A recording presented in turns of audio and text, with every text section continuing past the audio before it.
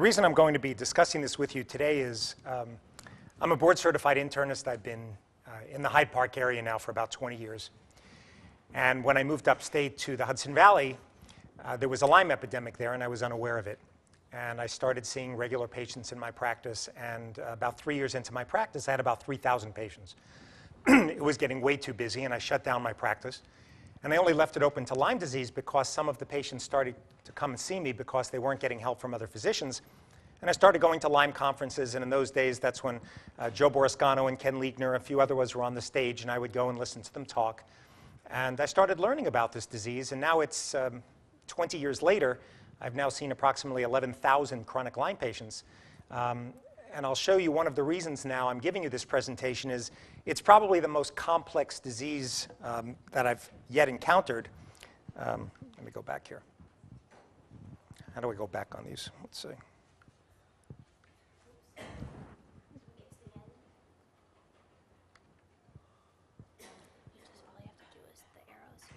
Arrows back. Yep. Okay. Yep, that's it. So, you know, there's a problem with antibiotics. Many doctors, even in ILADs, we use different antibiotic protocols. But one thing that's quite obvious is that 99.999% of these patients will relapse when you treat them. So if you have not gotten Lyme disease in the early stages with acute Lyme, with either an EM rash, and half the patients, they don't even see the rash.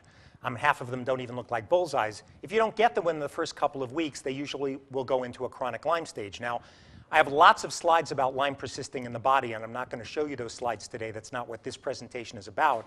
But just know that there are many, many scientific studies that have been published in the peer-reviewed literature that it does persist. And the problem is we use combination antibiotics in our practice where we'll treat cell wall forms, cystic forms, intracellular forms, but the patients will still tell you they relapse. So we got interested in complementary medicine years ago because of the ineffectiveness of the antibiotics, the high relapse rates. Some of the patients clearly don't tolerate oral antibiotics well. They would get yeast infections, rarely elevated liver function. And of course, there's financial considerations. It's been shown in prior studies that it can be about $70,000 per patient to treat them with chronic Lyme. And you know, if you look at the history of medicine and you look at how we've treated people over time, 2,000 years ago, they said, here, eat this root. And then 1,000 years ago, well, that root is heathen. Here, say this prayer. 1850, well, that prayer's superstition. Here, drink this potion. In 1940, oh, that potion is snake oil. Here, swallow this pill. In 1985, that pill's ineffective. Take this antibiotic. And now in 2007, 2008, that antibiotic doesn't work anymore. Here, eat this root. And a lot of times, we come all the way full swing. And that's kind of what's happening with herbal medicine at this point. So what is complementary medicine? It's integrative therapies is now the way we talk about it.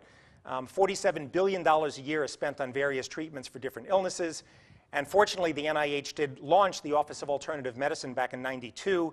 It funded 1,500 clinical trials with the same rigor as conventional therapies. And we need to because most of the patients that come into your office are using alternative therapies, and we've not been well trained in it in med school. They're using herbs, vitamins, diets, chiropractic, acupuncture, massage, different relaxation therapies. And many of these have really not been well studied.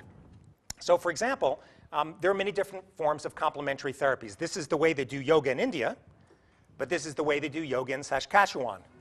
And you may notice, of course, there are certain differences as far as the techniques that they're using to achieve these peaceful inner states. So as far as the efficacy and safety of herbal medicine, this is really the problem that we face. The Dietary Supplement Act in 1994 restrict the regulation of dietary supplements by the FDA.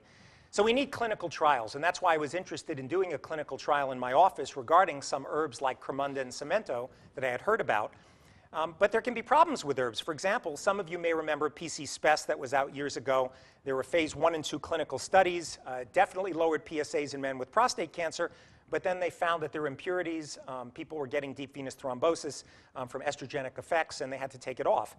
So major universities and cancer centers are now involved with CAM. It's really not that unusual. And what we've looked at in our practice, and this is kind of the universe that I look at when I see chronic Lyme patients, is I don't ever think at this point that anyone who comes to me with chronic Lyme disease just has Borrelia burgdorferi, the organism that causes Lyme.